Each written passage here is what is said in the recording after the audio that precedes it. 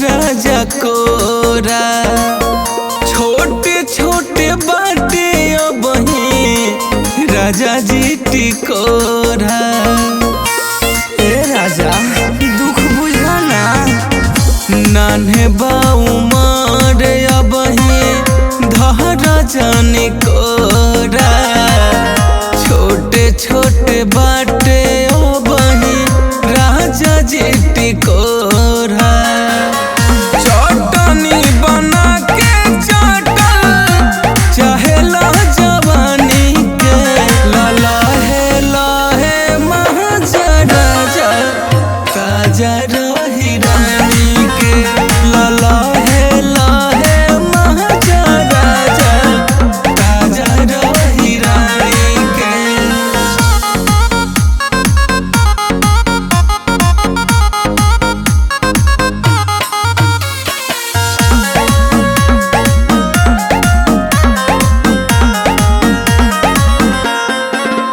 जब धरे लाए राजा जी कमरिया उठ भीतरिल गजबेला हरिया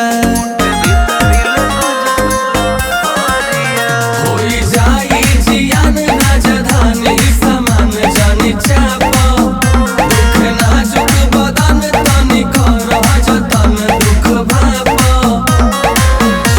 जिद छोड़ा राजा जी हो कहल नदानी के लहे लहे महाजा राजा ताजा रही रानी के लहे लहे महाजा राजा ताजा रही रानी के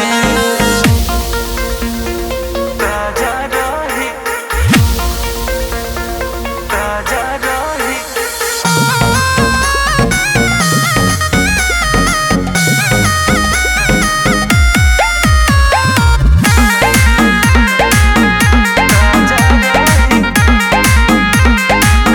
आगे धरता न